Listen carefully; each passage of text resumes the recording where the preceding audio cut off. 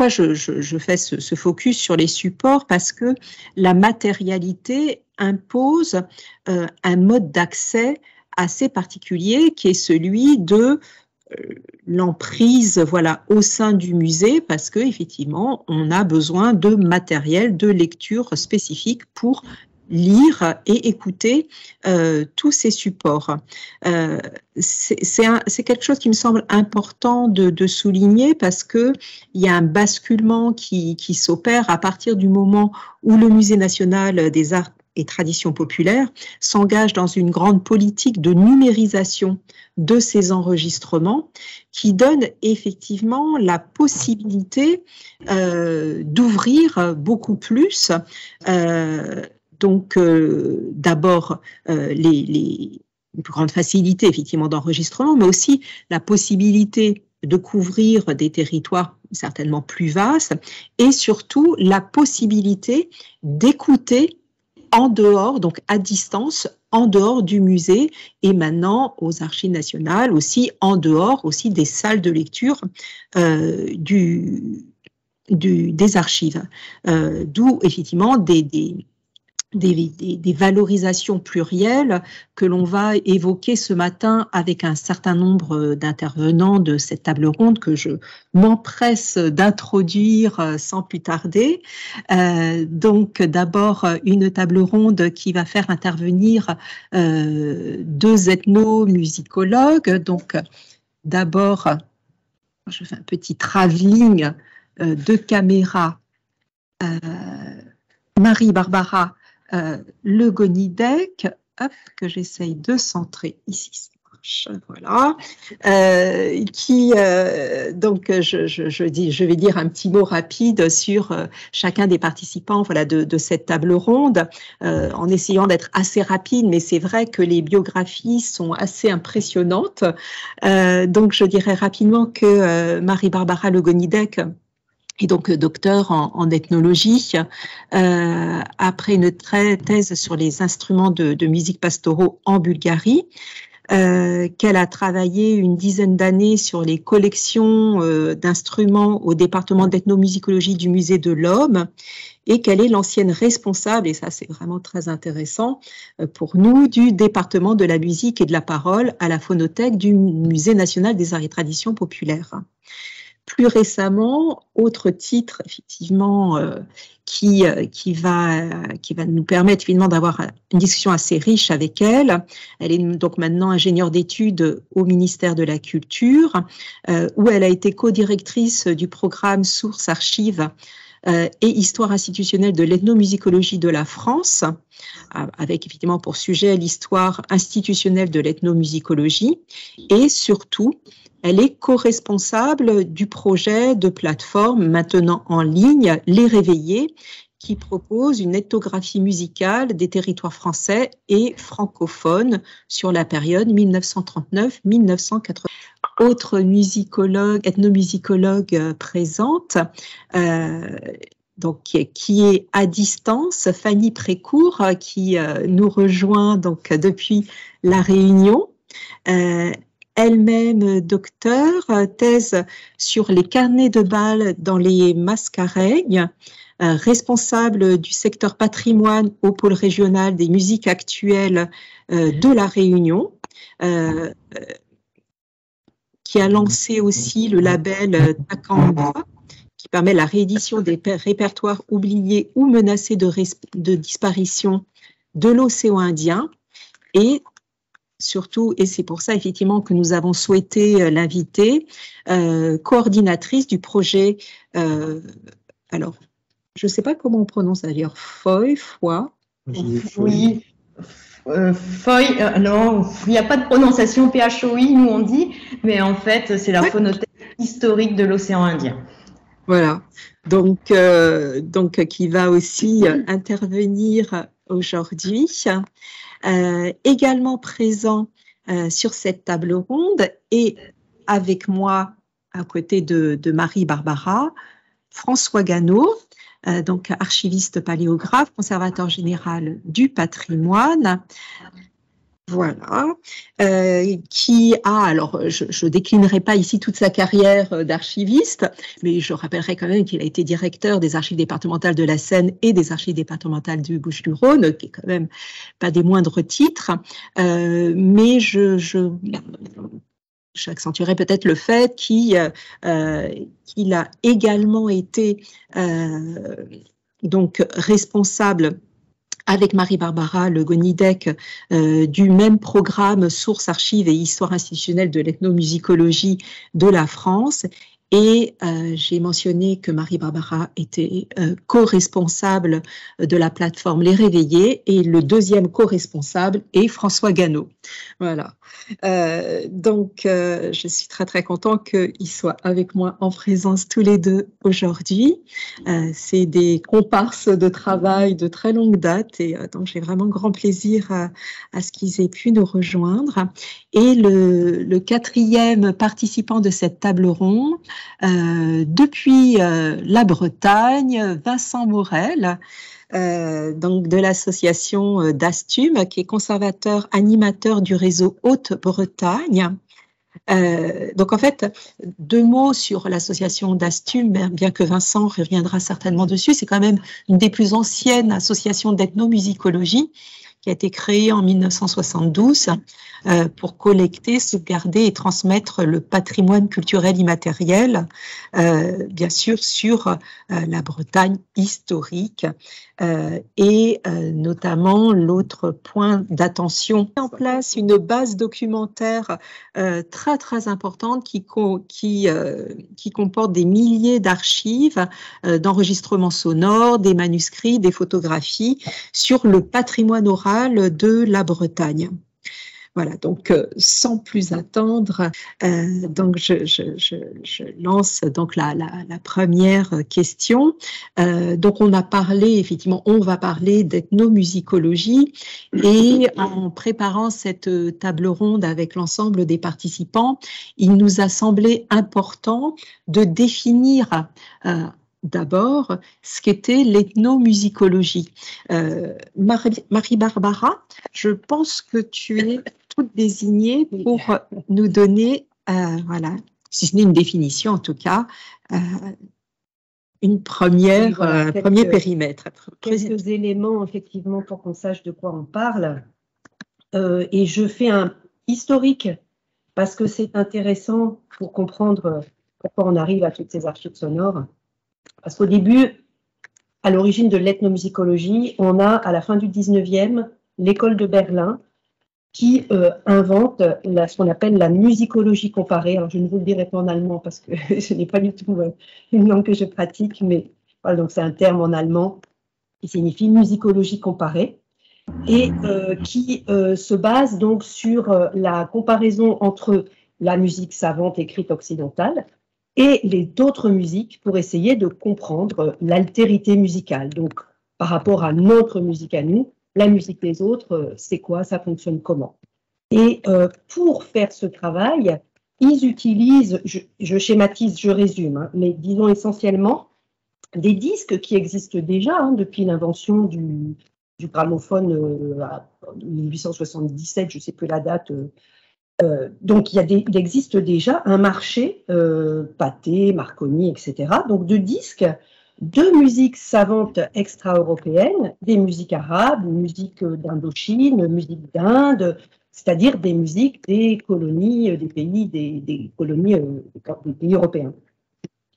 Donc, ça porte essentiellement sur les traditions savantes, puisque ces enregistrements sont faits en studio, à part des artistes locaux connus, reconnus, et qui donc évidemment sont enregistrés en studio et non pas sur le terrain, cette notion de terrain qui va être très très importante. Donc, c'est de la musicologie, hein, vraiment, mais comparée. Donc déjà, il y a cette ouverture à l'altérité musicale.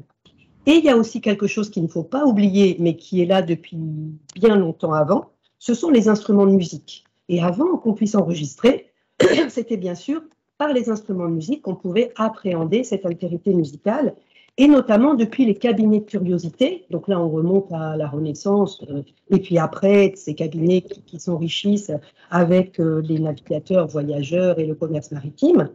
Et on sait qu'on a déjà, vers le XVIIe siècle, des planches qui représentent, par exemple, une harpe zandée, donc de République centrafricaine.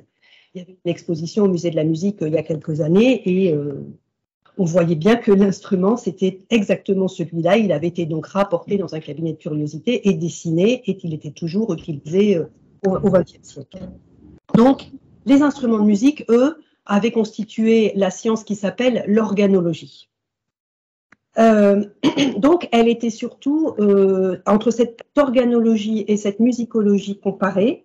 Elle se pratiquait soit dans des centres d'archives sonores qui rassemblaient déjà des collections de disques, et bien évidemment les musées. Et pour essayer de comprendre donc cette altérité musicale par les instruments de musique, on procède à des classifications et on obtient en 1914 la classification qui est pratiquement encore utilisée de nos jours dans les musées, la classification de Sachs et Ambosstel, qui sont deux membres de cette école de Berlin de musicologie comparée. Avec les progrès donc, des voyages, la facilité, qui n'est pas encore celle d'aujourd'hui, mais quand même qui augmente, et puis les colonies, le développement des colonies, l'administration qui se met en place dans des pays comme par exemple l'Afrique, il y a évidemment un besoin administratif de connaître les cultures des autres, et il y a des colons aussi, je les appellerai comme ça parce que c'est le terme, qui ont une curiosité naturelle, qui entendent des musiques et qui voient des pratiques différentes et qui commencent à faire ce qu'on peut appeler de l'ethnographie en amateur, qui vont compléter les premiers récits de voyage antérieurs. Et c'est là que cette notion de terrain va apparaître, puisque avec des personnes qui vont s'intéresser à cette altérité culturelle et altérité musicale, enfin altérité culturelle d'abord, on va voir apparaître les premiers anthropologues ou ethnologues de terrain. Et là, je citerai Malinowski, en 1914 aussi, j'ai parlé de la classification de Sachs-Ambosstel en 1914, donc vous voyez, on est au début du XXe siècle où les choses commencent à se mettre en place. Et Malinowski, qui est polonais d'origine, mais qui se retrouve aux États-Unis, va partir aux îles Trobriand un certain temps, et ce sera, on peut dire, le premier ethnologue de terrain. Alors, j'arrive à 1929 avec André Scheffner, et je reviens à la France. André Scheffner est un musicologue, spécialiste du jazz qui est naissant à l'époque, et de Igor Stravinsky, compositeur contemporain aussi à son époque, et qui est recruté en 1929 donc, au musée d'ethnographie du Trocadéro, et qui intègre le département d'organologie. Voilà le terme, c'est-à-dire qu'il doit s'occuper de gérer la collection d'instruments de musique du musée. En 1931 est organisée la mission Dakar-Djibouti, qui va durer jusqu'en 1933.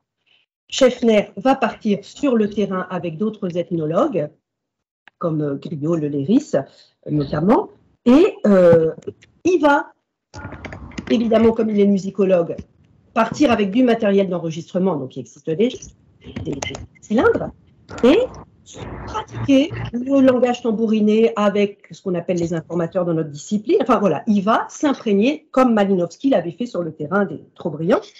Et à son retour, il va rapporter la première collection, puisqu'on est dans un musée, on va parler de collection, d'enregistrements sonores musicaux de son terrain. Et surtout, chose très importante, il va débaptiser le département d'organologie, il va l'appeler département d'ethnologie musicale. Voilà. Donc, à partir de ce moment-là, il va créer la phonothèque du musée à l'intérieur de ce département. Et à partir de ce moment-là, les enregistrements sonores de terrain, complémentaires aussi aux enregistrements des firmes de musique savante, vont constituer vraiment ce noyau dur de la discipline. Et d'un point de vue méthodologique, les enregistrements sonores font intégralement partie de la méthode de l'ethnomusicologie. Plus que de l'ethnologie, puisque à ces époques-là, on n'enregistre pas des entretiens, on enregistre la musique. Voilà. Donc, les instruments de musique vont devenir moins importants, mais bien sûr, encore jusqu'à aujourd'hui, c'est aussi ce qu'on expose dans les musées au regard du public, c'est des objets qui font encore partie de la discipline, mais beaucoup moins qu'avant. Et de la musique, on va glisser progressivement à l'ethnologie, c'est-à-dire on va se poser la question, qu'est-ce que la musique? C'est plus la musicologie comparer, et ce que va faire Scheffner au début, d'essayer de comprendre ces rythmes qu'il découvre sur le terrain, comment ils fonctionnent. Une fois qu'on aura passé cette phase-là, on va se dire, bon d'accord, ils fonctionnent comme ça, mais à quoi ils servent? Et là, on va rentrer vraiment dans l'étude de la société et l'ethnomusicologie. Le terme sera créé dans les années 60, on va fixer dans les années, oui, mais il sera fixé dans les années 60, puisque dès lors, on aura, on peut le traduire par musique et société. Et c'est Merriam, en 1964, enfin, il ne forge pas le terme d'ethnomusicologie, puisque c'est Jaap Kunst, un Néerlandais qui vivait aussi aux États-Unis, qui va le forger. Mais je vais juste terminer en vous disant cette expression en anglais, donc, qui est de Alan Merriam. L'ethnomusicologie, c'est music in and as culture, c'est-à-dire la musique dans la culture et en tant que culture. Et désormais, il faudra entendre musique au sens anthropologique du terme, c'est-à-dire pratique sonore, tout ce que l'être humain met en œuvre, qui est sonore, et même si ce sont les cloches qu'il met aux animaux, puisqu'évidemment c'est une pratique humaine, hein, intentionnelle, qui a une fonction. Donc à partir de ce moment-là, la notion de musique, qui reste le terme qu'on utilise, doit bien être entendue, hein, quand on parle d'ethnomusicologie, à tout ce qui est production sonore et à la compréhension de la grammaire musicale, mais aussi le pourquoi, le comment, le par qui dans la société. Voilà, donc et l'enregistrement après sera dépassé par la caméra, la vidéo, bien sûr, mais on reste toujours dans la captation de ces pratiques sonores qui permettent de faire l'étude de l'altérité musicale. Voilà, donc je pense que j'ai résumé l'ethnomusicologie en partant de son histoire jusqu'à aujourd'hui. Alors, pour compléter peut-être ces premiers éléments, Fanny, donc peut-être que brièvement, vous pouvez aussi, alors après ce retour historique, voilà, sur l'apparition de l'ethnomusicologie dans notre espace, voilà, européen, vous pouvez peut-être compléter cette définition avec votre expérience actuelle du terrain, justement, d'ethnomusicologue vraiment qui collecte de façon très très active, qui fait du collectage, hein, c'est ça, collectage, voilà, comme vous dites plus tôt. Oui, pour compléter la partie historique, je dirais qu'aujourd'hui, l'ethnomusicologie est une discipline à la fois bien normée, bien définie, avec des outils, des méthodes et des grilles d'enquête de terrain très, très affinées, qu'il est possible d'acquérir au sein d'un cursus universitaire classique en ethnomusicologie. Et c'est à la fois une discipline qui a tendance à se démocratiser, dans le sens où nous sommes aujourd'hui à l'ère du numérique, donc avec une conséquence capacité technologique mondiale de stockage de données, de réception et de diffusion d'informations, ce qui signifie que aujourd'hui chacun est potentiellement peut avoir la possibilité de témoigner pour les personnes ressources, les informateurs, et d'enregistrer les témoignages pour les collecteurs, et de partager ainsi ces données sous forme plus ou moins travaillée, tout en veillant à respecter bien évidemment le droit à la vie privée des personnes enregistrées, le droit des données personnelles, le droit à l'image, le droit sur la voix.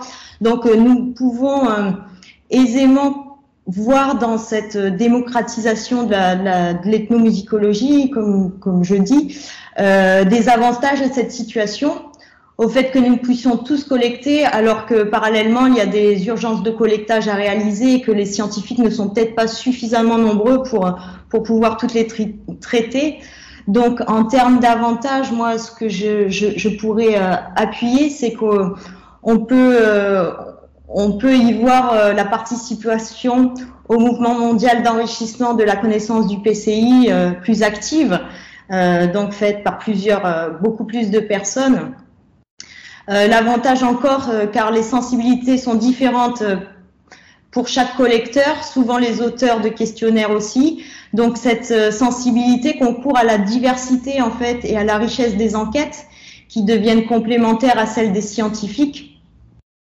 Cependant, donc voilà, à travers toutes ces démarches qui s'apparentent à ce que j'ai donc nommé la démocratisation de l'ethnomusicologie et plus précisément du collectage de terrain, quel que soit le contexte du terrain, qu'il soit amateur ou scientifique, en vue d'une éventuelle diffusion grand public, il apparaît primordial au sein de la discipline de respecter donc le cadre juridique, soit tout ce qui relève de la propriété intellectuelle. C'est donc ce cadre qui doit régir le collectage, selon moi, qu'il apparaît d'autant plus important de respecter aujourd'hui à l'ère où la rémunération des artistes et des acteurs du monde de la musique en général a été chamboulée avec l'exploitation des catalogues en ligne, la chute des revenus liés aux ventes de disques. Donc le collecteur doit proposer à l'informateur un contrat indiquant les conditions dans lesquelles celui-ci autorise l'utilisation de ces entretiens. Le fait de contractualiser sur le terrain avec les personnes interviewées concourt à la vitalité du secteur musical, étant entendu que chaque plateforme de valorisation, chaque base de données musicales doit s'acquitter au minimum des redevances auprès des différentes sociétés de gestion de droits pour pouvoir diffuser ces documents. Une redevance qui par la suite est redistribuée sous forme de royalties. Donc en ouvrant et libérant des données musicales, si je peux m'exprimer ainsi, je pense que nous participons pleinement à la modernisation de l'ethnomusicologie tout en préservant les sources à travers le traitement et la diffusion. Voilà ce que je pourrais rajouter. Merci beaucoup Fanny. Voilà, ça nous donne effectivement tout de suite le point de vue sur l'ethnomusicologie avec les contraintes très très spécifiques, voilà, légales, voilà, et en même temps les nouvelles possibilités. Donc là, on commence à aborder effectivement un peu le sujet de cette matinée. Avant d'entrer plus précisément dans ce sujet. Thomas, j'aimerais bien que... Vincent, décidément, excusez-moi, je suis vraiment désolée. J'aimerais bien que vous complétiez voilà, ce que Fanny a dit depuis, effectivement, avec l'œil de cette association qui a un rôle local en Bretagne qui est très spécifique, mais pas qu'en Bretagne, parce qu'effectivement, vous êtes quand même une association de très grande importance, on va dire au niveau national même. Donc, qu'est-ce que vous pouvez dire de plus, voilà, pour enrichir cette approche de l'ethnomusicologie ? Alors, je vais certainement pas enrichir la définition de l'ethnomusicologie. Je suis pas compétent. Marie-Barbara et Fanny l'ont très bien fait. Par contre, pour situer un petit peu d'Astum par rapport aux autres structures représentées ici, pour ceux qui nous écoutent et qui connaîtraient pas du tout, ce qu'il faut dire quand même, c'est que l'association d'Astum, d'abord, c'est une association loi 1901. C'est donc 50 ans d'existence actuellement. Et c'est pas du tout une structure qui s'inscrit dans le champ de la recherche ou de l'université ni de l'ethnomusicologie. Donc les gens qui ont lancé le mouvement d'Astum ne s'inscrivaient pas dans une réflexion de recherche. C'est clairement une association de gens, de passionnés qui s'inscrivaient beaucoup plus dans un mouvement militant culturel, on peut appeler ça comme ça, et essentiellement des pratiquants des musiques et du chant. Des chanteurs et des musiciens qui se passionnaient pour la musique traditionnelle. Donc, il y a des prémices de ça avant 1972. Dans les années 50-60, il y a déjà des gens qui ont commencé à utiliser les magnétophones à bande pour enregistrer des sources. Mais dans ce réseau d'Astum qui a abouti à la naissance de d'Astum en 1972, ce ne sont pas les chercheurs, en fait. Ce sont, alors, comme Fanny disait, les chercheurs sont sans doute pas assez nombreux pour couvrir tout ce qu'il y a à faire. En fait, en Bretagne, effectivement, on pourrait dire qu'il y a eu relativement peu de chercheurs universitaires ou d'ethnomusicologues à aller faire du terrain. Il y en a eu, bien sûr. Mais la naissance de d'Astum ne vient pas de là du tout, en fait. La naissance de d'Astum vient vraiment de chanteurs et de musiciens qui se trouvent à un moment donné de l'histoire où il y a un renouveau culturel en Bretagne, qui a des prémices déjà tout au long du XXe siècle, avec la naissance des groupes folkloriques, des cercles celtiques, des bagadous. Mais ce qui se passe de nouveau à l'orée des années 70, c'est le mouvement de ce qu'on a appelé le fest-noz, qui est une sorte de réinvention d'un contexte où on peut pratiquer les danses, les musiques, les chants traditionnels. Et ça a une très très forte éclosion au début des années 70, qui amène beaucoup de jeunes beaucoup de jeunes, c'est important de dire ça, des jeunes passionnés qui ne sont pas du tout formés à l'ethnomusicologie, mais qui se passionnent pour le chant et la musique et la danse. Ça va amener beaucoup de ces jeunes-là à aller sur le terrain, enregistrer les gens, parce que il y a une certaine conscience du fait que sur le terrain gisent encore des trésors d'oralité. Donc ces jeunes-là ont déjà conscience de ça, parce qu'il y a eu quelques précurseurs en Bretagne à avoir fait déjà des enquêtes. Il y a ce besoin de répertoire, un appétit de répertoire qu'ont ces jeunes-là parce qu'ils veulent se démarquer un peu les uns des autres, sortir des airs nouveaux, etc. Et puis, il y a la démocratisation quand même des moyens d'enregistrement qui, petit à petit, va se développer. On va arriver à avoir… Les premiers utilisent des magnétophones à bande qui coûtent très cher, mais assez rapidement, on va arriver à avoir des appareils moins coûteux, donc qui va permettre de donner l'accès à ça à plus de monde. Donc, la naissance de Dastum en 1972, c'est vraiment ce réseau de gens. Après, ça va s'élargir. On en reparlera peut-être après. Je ne vais pas faire toute l'histoire de Dastum maintenant. Mais le noyau historique des fonds de Dastum, c'est vraiment ces passionnés qui n'ont pas de formation ethnomusicologique et qui vont aller sur le terrain enregistrer, engranger du matériel. C'est une sorte de collecte patrimoniale, mais avec une conscience d'une part de la valeur de ces choses-là et un appétit pour les réutiliser. Et l'objectif de ces gens-là, c'est pas de l'étude, c'est la pratique et la transmission pour que ces pratiques-là continuent de vivre. C'est vraiment ça le noyau de l'histoire de Dastum. Après, le résultat de ça, on va développer un petit peu après, mais juste pour conclure, le résultat de ça, c'est que très rapidement, dès le début, dès 1972, l'objectif affiché de Dastum, ce n'est pas d'archiver pour permettre des études, c'est de mettre à disposition des autres. C'est le premier objectif de Dastum, c'est de faire des collectes, de les rassembler, de les copier pour les sauvegarder et de les mettre à disposition. Donc, on va parler tout à l'heure de la mise en réseau qui a permis la numérisation. Mais en fait, dès 1972, même avec les supports analogiques, l'objectif de Dastum était déjà la mise en réseau et la mise à disposition du public. Ce qui différencie beaucoup Dastum d'autres centres de conservation d'archives sonores, comme le musée des ATP. On en reparlera peut-être avec Marie-Barbara, mais Dastum est aussi né, entre autres, il y a plusieurs ressorts à la naissance de Dastum, mais il y avait aussi un des ressorts qui était le fait que beaucoup de gens en Bretagne étaient en colère par le fait qu'il était si difficile d'accéder aux enregistrements conservés aux ATP, par exemple. Ce qui, évidemment, c'est complètement arrangé depuis et c'est complètement renversé, mais à l'époque, c'était aussi un des facteurs. Les gens passionnés en Bretagne souhaitaient y accéder et se sont dit, entre autres, c'est une des raisons, on va créer aussi notre propre centre d'archives pour que ce soit disponible pour tout le monde, quoi. Et il y a eu très tôt une mise en réseau avec des copies rendues disponibles un petit peu partout sur le territoire, mais on pourra développer un petit peu plus tard si vous souhaitez.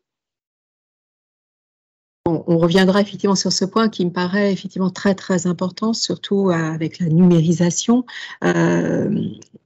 Merci effectivement de ce qui est quand même un complément parce que vous soulignez bien par ces propos l'importance du fait que, certes, maintenant, l'ethnomusicologie, comme l'a dit Fanny, est une discipline très encadrée, on l'a vu juridiquement parce que Fanny a esquissé, mais également qui vit grâce à un réseau d'amateurs très, très important. Fanny en a parlé, mais voilà, vous l'avez souligné de façon beaucoup plus forte puisque, effectivement, c'est le cœur et je pense que c'est très intéressant le fait de dire que l'ethnologie, c'est pas seulement qu'une science, c'est aussi voilà quelque chose qui naît par la pratique, par la passion. Hein, on sent tout à fait cette passion d'ailleurs dans votre voix, et donc ça me paraît un élément très intéressant. Juste sur ce point-là, si vous permettez, je pense même pas qu'on puisse dire que ce sont des ethnomusicologues amateurs. Ce sont des gens qui s'inscrivent dans autre chose, qui ne réfléchissent pas en tant qu'ethnomusicologie, quoi. Et par ailleurs, juste pour compléter, il faut avoir en tête que ça représente plusieurs centaines de personnes. Hein. C'est vraiment un mouvement très profond et très large. Donc des centaines de personnes en quelques décennies qui ont pu enregistrer des dizaines de milliers de personnes. Donc ça va vraiment très loin. On n'est pas du tout dans l'enregistrement d'artistes de musique traditionnelle. Ce sont vraiment un mouvement de fond, un mouvement social très profond, et je pense que c'est même le mouvement lui-même qui peut intéresser les ethnomusicologues universitaires. Là. Qui me frappe, c'est que finalement, on est dans une discipline si on peut l'appeler, voilà, avec ce terme un peu générique, on voit bien qu'il s'ancre dans un territoire et qui a l'ambition, alors Vincent, vous parliez effectivement de ces milliers d'enregistrements qui ont été collectés, donc qui ambitionnent donc de couvrir de façon systématique tout un territoire, mais avec donc localement, hein, voilà, pour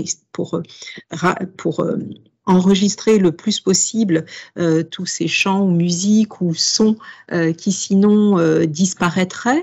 Et finalement, comment en fait on réfléchit cette discipline qui repose sur une collecte au niveau local quand avec les possibilités du monde numérique actuel, on passe avec les mises en réseau à une échelle qui devient mondiale et donc qui fait en quelque sorte, ou pas d'ailleurs, je ne sais pas, voler en éclats peut-être cette notion d'ancrage local. Peut-être François, tu pourrais commencer à nous dire ce que tu penses voilà, de ce changement d'échelle entre eux, effectivement, cet ancrage plus local et maintenant les mises en réseau possibles. Alors, volontiers, et ça va m'amener d'ailleurs peut-être à revenir un petit peu sur la présentation des intervenants, parce que tu m'as très gentiment rappelé mon passé d'archiviste, et puis tu m'as positionné comme partenaire, et c'est très vrai, d'un travail que je mène avec Marie-Barbara depuis de nombreuses années, mais foncièrement, je suis un historien des pratiques culturelles, et je pense que pour comprendre pourquoi on en est aujourd'hui où on en est, il faut faire un retour sur le passé et remonter plus loin que vous ne l'avez fait. Enfin, moi, j'ai été très, très intéressé par tout ce que vous avez présenté, hein, Marie-Barbara, Fanny, Vincent. C'était marrant parce que c'était extrêmement complémentaire et avec des angles de vue qui n'étaient pas les mêmes. Ben, j'en ai ajouté un quatrième angle et vous proposez de remonter au XVIIIe siècle, à la fin du XVIIIe siècle, parce que je pense que le mouvement, c'est à ce moment-là qu'il a commencé, c'est-à-dire lorsque les Lumières vont basculer vers le romantisme et où des savants urbains décident de regarder autrement les pratiques culturelles du peuple, et notamment du peuple des campagnes. Et c'est ce que notre maître, un très très grand anthropologue qui s'appelait Daniel Fabre, appelait l'autre de l'art. C'est vraiment la période où une minorité d'intellectuels pose un nouveau regard et une nouvelle écoute sur ce qui se passe un peu dans les villes, beaucoup dans les campagnes, et c'est à ce moment-là que l'enquête commence. Elle commence beaucoup au Royaume-Uni, avant la Révolution française, hein, dans les années 1760 et quelques. Hein, il y a le fameux phénomène ossianique en Écosse. Et puis, ça atteint le continent au moment de la Révolution. Et on va voir se succéder, du début du XIXe siècle jusqu'à la fin du XXe, 3 vagues d'enquête, de collecte. Trois bandes d'enquêteurs qui se répandent dans les campagnes. Alors, au début, ce sont donc plutôt des savants qui peuvent être d'ailleurs soutenus, voire stimulés par les gouvernements. C'est le cas en France en particulier, durant le Second Empire, avec ce qu'on a appelé la commission Fortoul-Ampère, hein, ministre de l'Instruction publique, grand académicien, qui lance une enquête sur ce qu'on appelle ce qu'ils appellent, eux, les poésies populaires de la France. Et donc, effectivement, ils créent un réseau de correspondants qui sont des érudits locaux, qui font remonter à Paris plein de données. Donc, premier mouvement, ça va déboucher également sur ce qu'on appelle des folkloristes, hein, très, très nombreux. Alors, peut-être pas les centaines qu'évoquait tout à l'heure Vincent pour la Bretagne de la seconde moitié du XXe siècle, mais quand même pas mal de monde. Il y a ensuite une deuxième vague qui correspond en France à ce que nous avons appelé, Marie-Barbara et moi, le moment ATP, c'est-à-dire, alors, c'est une vague beaucoup plus modeste en effectif, mais qui est celle qui va systématiser le recours à l'enregistrement, d'une part, et qui va effectivement s'inscrire dans une posture de scientificité. Et puis, il y a une troisième vague qui commence assez timidement dans les années 60 et qui entre pour devenir une déferlante dans les années 70. Alors, en Bretagne, c'est très sensible, mais il n'y a pas qu'en Bretagne, c'est dans, je dirais, dans le monde occidental en général. C'est ce qu'on appelle le mouvement folk. Donc là encore, le Royaume-Uni, les États-Unis donnent l'exemple, et d'ailleurs bien avant les années 60-70, hein, aux États-Unis, c'est dès le moment du New Deal, et puis ça s'amplifie ensuite. Mais en France, c'est surtout les années 70 et 80, et à nouveau, on enregistre, et effectivement, comme le disait Vincent, là, ce n'est pas du tout des universitaires, ce sont des militants associatifs, alors, soit par des préoccupations régionalistes, voire identitaires, soit par adhésion à cette contre-culture que 68 tente d'instaurer et d'implanter. Voilà. Donc, ce qui est intéressant quand on compare ces trois vagues, c'est la façon dont on a appréhendé la question de la valorisation. Parce que ça ne s'est pas fait du tout de la même façon. La première vague, celle du 19e siècle, hein, pour faire simple, ça débouche sur un océan de publications. Arnold van Gennep, le grand ethnologue, le grand folkloriste, l'auteur du manuel du folklore français, qui a donc publié, pas jusqu'à son terme malheureusement parce qu'il est mort avant, cet ouvrage de référence, a consacré 2 volumes, le 3e et le 4e, à dresser la bibliographie des études folkloriques ou ethnographiques qui avaient été faites en France depuis le début du 19e siècle. Eh bien, si on regarde ce qui concerne spécifiquement la chanson, c'est des centaines de pages, c'est des milliers de références. Donc, on publie. Alors, qu'est-ce qu'on publie? On publie bien sûr les textes, et on publie des transcriptions musicales qui sont évidemment, qui aujourd'hui font se dresser les cheveux sur la tête aux ethnomusicologues, parce qu'il y a une sorte de normativité liée à la pratique de la musique savante qui fait que ce que l'on publie est sans doute assez loin de ce qui avait été entendu par les folkloristes. Enfin, il y a quand même ce socle, et ça continue à rester des publications référentielles. En revanche, les 2 vagues suivantes, qui sont plutôt portées par l'enregistrement sonore, et plus récemment encore par l'enregistrement filmique, ça débouche pendant très longtemps sur pratiquement pas de publication, ou très peu. Même si Vincent nous dit qu'il y a cette volonté de partage et de mise à disposition, alors ce n'est pas du tout le cas pour le moment ATP, on pourra peut-être expliquer tout à l'heure un peu plus pourquoi, mais même la vague folk, entre ce qui est enregistré, ce qui est recueilli et ce qui est diffusé, il y a, je dirais, un taux de perte considérable. Alors, il y a, à mon avis, 2 raisons principales. La première, et ça concerne surtout la 3e vague, il y a un problème d'organisation du matériau. Comme le disait Vincent, celles et ceux qui sont à l'origine de cette 3e vague, ce n'est pas du tout des universitaires, ils ne font pas ça en savant, ils veulent recueillir du matériau, éventuellement pour leur propre création, et ils se soucient assez peu d'organiser cela. Mais il y a tellement de choses, il y en a tellement que on se dit, oui, il faudrait quand même qu'on mette un peu d'ordre dans le chaos, et on voit se créer des phonothèques associatives. D'Astume en est une, mais il y en a d'autres en France, il y en a une bonne douzaine d'autres qu'on pourrait citer.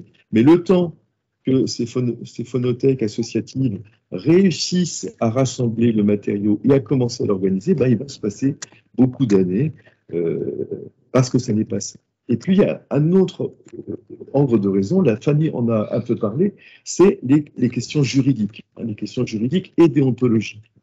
Et c'est d'ailleurs l'argument qui a été mis en avant par les ethnomusicologues du Musée des Arts et Traditions Populaires. Moi, je respecte trop mes informateurs, pour livrer à tout le monde et à des profanes qui n'y connaissent rien, ce que des personnes dont je dois préserver l'anonymat m'ont confié.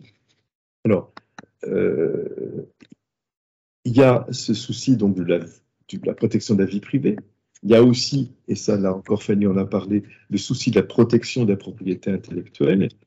Et puis, à mon sens, beaucoup moins noble, il y a la volonté chez des universitaires ou des chercheurs de garder pour eux, de thésauriser à leur bénéfice exclusif les matériaux qu'ils ont réunis, en s'appuyant sur des dispositions juridiques qui ne leur donnent pas forcément le droit d'aller aussi loin. Mais ils instaurent cela sans que, effectivement, on puisse empêcher la chose. Et comme le disait Vincent, en effet, Dastume, non pas se fonde pour ça, mais se développe beaucoup en opposition à cette structure, à ce refus de partage qui leur est opposé.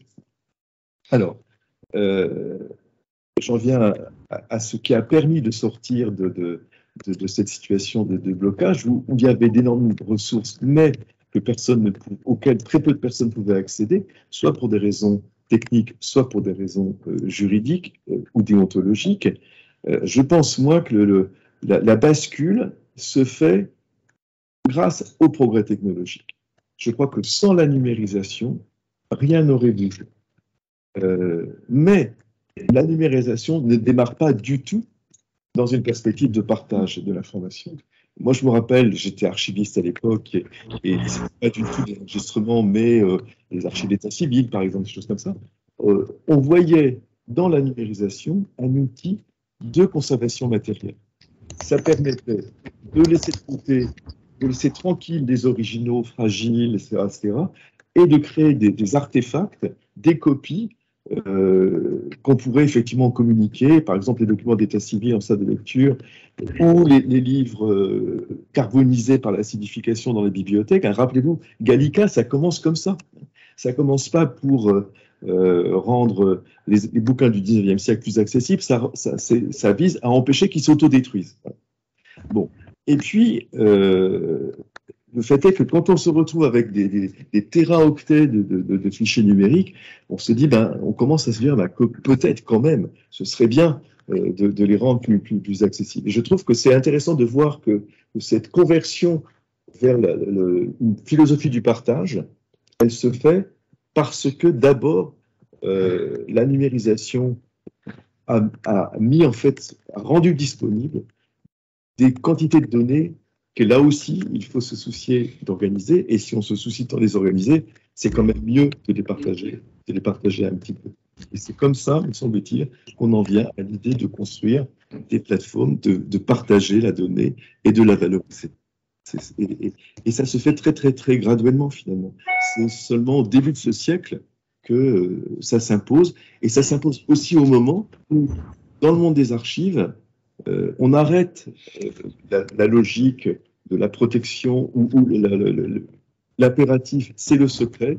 L'impératif devient la transparence, l'ouverture, la mise à disposition, le fait de scruter les moments, y compris les moments les plus douloureux, les plus désagréables du passé des nations. Je trouve qu'il y a aussi ce phénomène d'ouverture démocratique dans le monde des archives, en Europe occidentale, on a beaucoup vécu. Et c'est là aussi qu'on se rend compte à quel point nous sommes sur une tendance qui n'est pas du tout une tendance mondiale, puisqu'il suffit de regarder plus à l'est dans notre continent, plus au sud, dans très, très, très peu d'endroits, finalement. On est dans cette démarche d'ouverture et de transparence, mais c'est peut-être ce qui, à mon sens, fait l'honneur de notre monde occidental, c'est qu'on a joué la carte de plus en plus de l'ouverture et de la transparence, et ça vaut aussi pour ces pratiques musicales dont nous souhaitons conserver et valoriser les traces, peut-être avec l'idée que ces musiques qui furent populaires pourraient ainsi le redevenir et donner aux pratiques culturelles musicales une portée un peu plus intéressante que la culture de masse. Merci beaucoup, François, Alors effectivement de quelque chose qui n'est pas une définition de l'ethnomusicologie, mais qui permet quand même de parler de l'ethnomusicologie différemment, avec effectivement une approche historique et moi que je trouve passionnante.